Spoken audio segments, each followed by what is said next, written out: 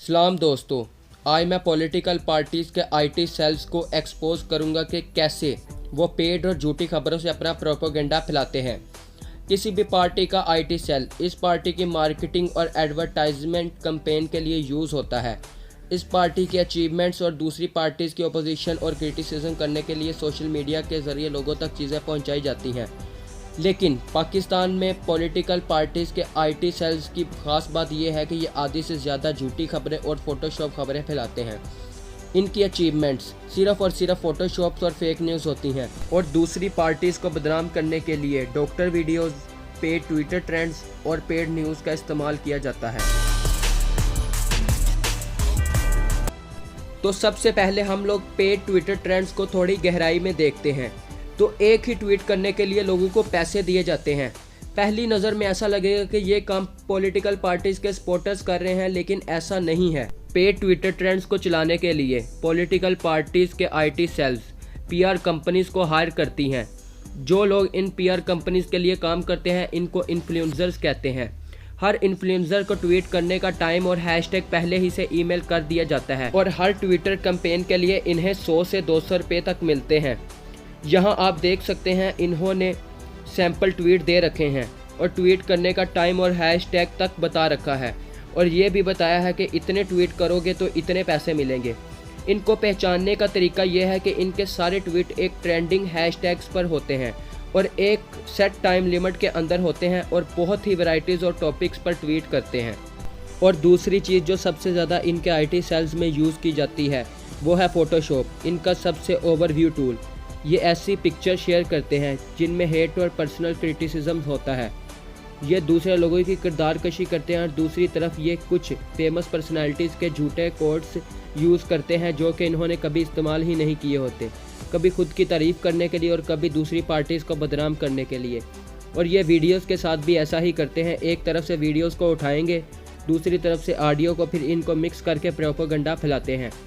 और फेसबुक पर इनके पेजेस हैं जिन पर सबसे पहले झूठी खबरें शेयर होती हैं। और इन मीडिया सेल की ख़ास बात यह है कि ये कुरानी आयात को इस्तेमाल करके लोगों को इमोशनली इंगेज करते हैं, जिनसे लोगों का ऐसी खबरों पर यकीन और बढ़ जाता है, जैसे कि आप इस पिक्चर में भी देख सकते हैं। और ये ग्रुप एक ऑर्गेनाइज तरीके से झूठी खबरें फैलाते हैं जिन पर लोग यकीन करने लगते हैं। कई बार इनका प्रोपेगेंडा इतना सक्सेसफुल हो जाता है कि मेन स्ट्रीम मीडिया भी हेडलाइन बनाकर दिखा रहा होता है और इस तरह सच और झूठ में फ़र्क बताना बहुत ही मुश्किल हो जाता है। और आप सबको ये देखकर बहुत ही हैरानी होगी कि इन मीडिया सेल्स को प्राइम मिनिस्टर के ऑफिस से रेगुलेट किया जाता है और इन मीडिया सेल को रेगुलेट करने वालों को गवर्नमेंट में 19 और 20 ग्रेड्स की जॉब दी जाती हैं और हमारे टैक्स के पैसे से ये लोग हमें ही गुमराह करते हैं।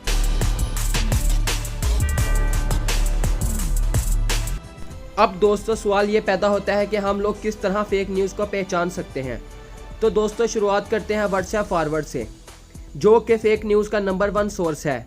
व्हाट्सएप फॉरवर्ड के लिए मेरा सिंपल सा एडवाइस है कि अगर व्हाट्सएप फॉरवर्ड में सिंपल टेक्स्ट लिखा हो और इसमें किसी भी किस्म का कोई लिंक या सोर्स मेंशन नहीं किया हो तो 90% चांस है ये फेक न्यूज़ ही होगी। और ख़ास तौर पर इसमें किसी की बहुत ज़्यादा तारीफ़ या बेइज्जती की हो, क्योंकि फेक न्यूज़ फैलाने के यही 2 मकसद होते हैं, या किसी की बहुत ज़्यादा तारीफ़ की जाए या किसी की बहुत ज़्यादा बेइज्जती की जाए। लेकिन अगर आप फिर भी जानना चाहते हैं कि ये न्यूज़ फेक है या नहीं तो आप इस न्यूज़ के कीवर्ड्स को गूगल करके चेक करें। अगर तो काफ़ी ज़्यादा वेबसाइट्स पर सेम न्यूज़ हो तो फिर यकीन करें।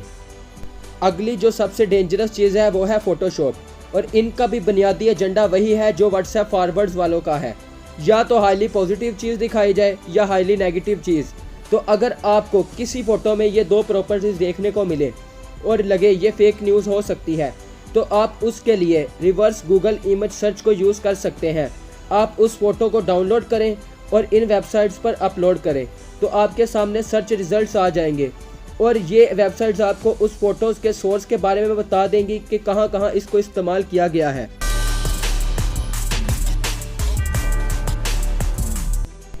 अपने बायस को हमेशा चेक में रखें।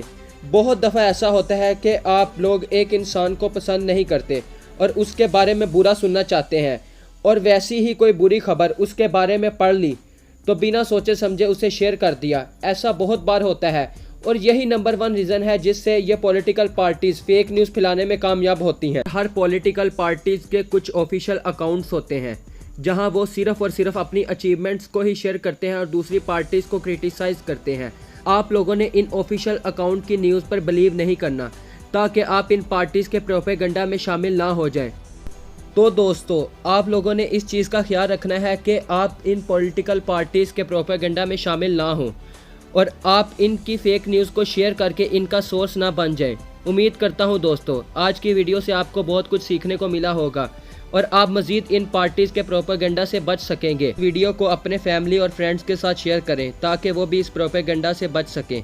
और दोस्तों, अगर आपको मेरा काम पसंद आता है तो आप लोग चैनल को सब्सक्राइब करके मेरे काम को सपोर्ट भी कर सकते हैं ताकि मैं इस तरह की इन्फॉर्मेटिव वीडियोस बनाता रहूं। तब तक के लिए अल्लाह हाफिज़।